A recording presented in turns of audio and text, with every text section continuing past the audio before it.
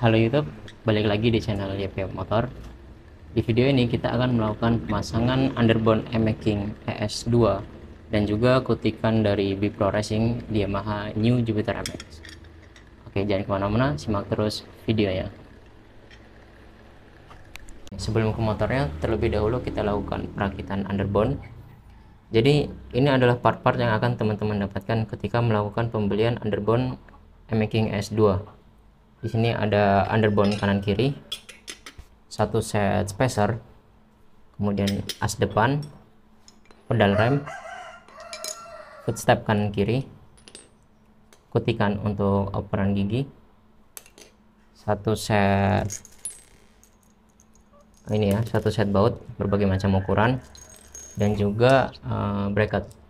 Dan ini yang terpenting ya teman-teman, karena peruntukan aslinya underbone ini adalah untuk e-making, namun akan kita pasangkan di New Jupiter MX sehingga kita membutuhkan bracket tambahan, dan ini sudah termasuk dalam paket pembelian.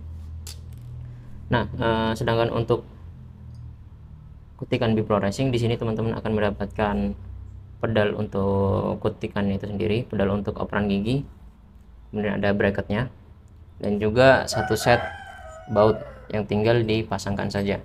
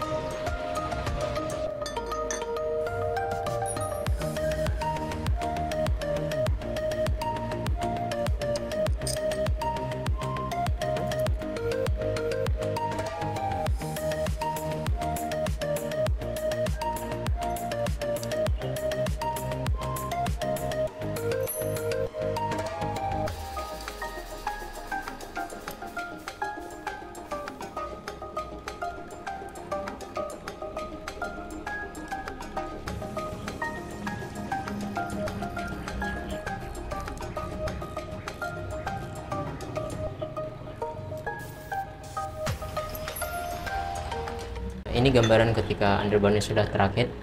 Di sini ada untuk underbone bagian kanan. Oke, seperti ini.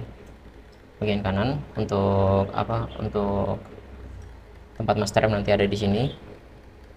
Kemudian untuk underbone sebelah kiri ini lebih simpel ya teman-teman, hanya seperti ini. Dan ini untuk hasil perakitan kutikan Bipro Racing. Jadi di video ini kita tidak akan menggunakan kutikan bawaannya, dikarenakan bisa teman-teman lihat sendiri ya perbedaannya. Untuk kutikan bawaan di sini hanya menggunakan plat logam tipis yang mana mudah bending atau bengkok, sehingga kita akan menggantinya dengan kutikan Bipro Racing yang mana lebih solid karena merupakan hasil CNC juga. Seperti ini penampakan motornya saat ini. Untuk footstep bawaan, kemudian kutikan, dan juga as swing arm, itu semua udah kita lepas ya teman-teman. Ini dari sisi kiri, kita coba ke sisi kanannya.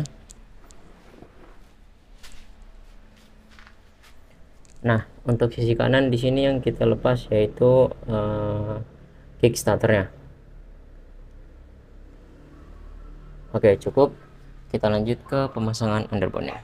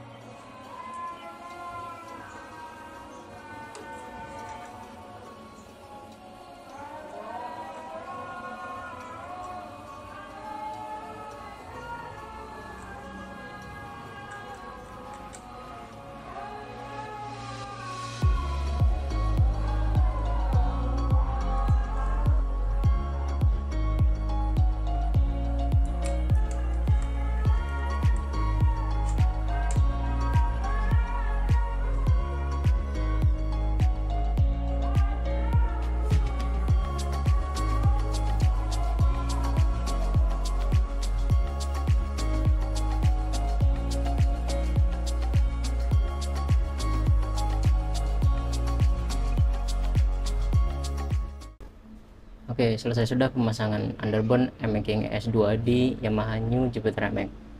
Jadi untuk pemasangannya sendiri tidak PNP teman-teman, namun hanya perlu sedikit ubahan, yaitu di bagian spacer atas baik kanan maupun kiri.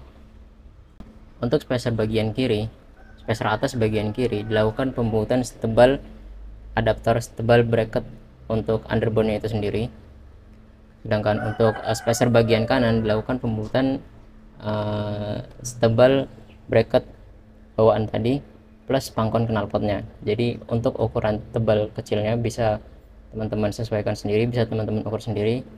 Untuk selebihnya tinggal pasang. Jadi tidak ada ubahan kecuali di spacer atas bagian kanan dan kiri. Masuk ke kelebihan dan kekurangan dari penggunaan underbone MX S2 di New Jupiter MX dan juga kutikan Bipro Racing. Jadi untuk kelebihannya sendiri yaitu dari tampilan dia tampak lebih sporty ya teman-teman, tampak lebih sporty, lebih racing look juga.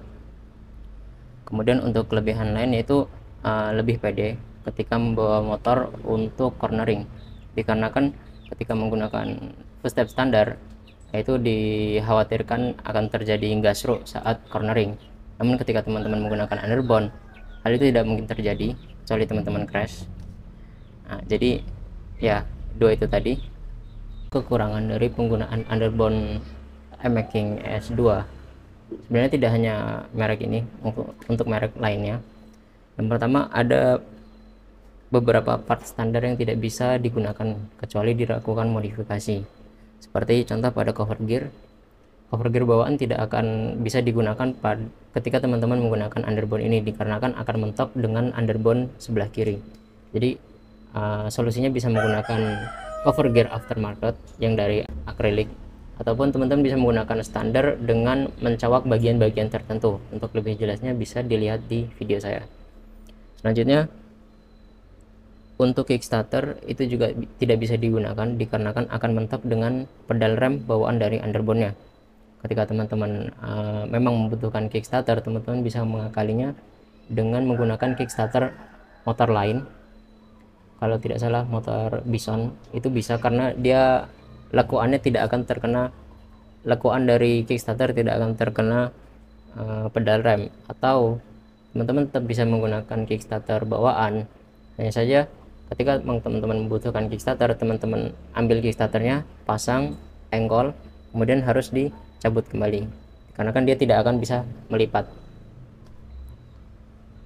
Nah, untuk part standar lainnya yaitu footstep belakang beserta pangkon knalpot.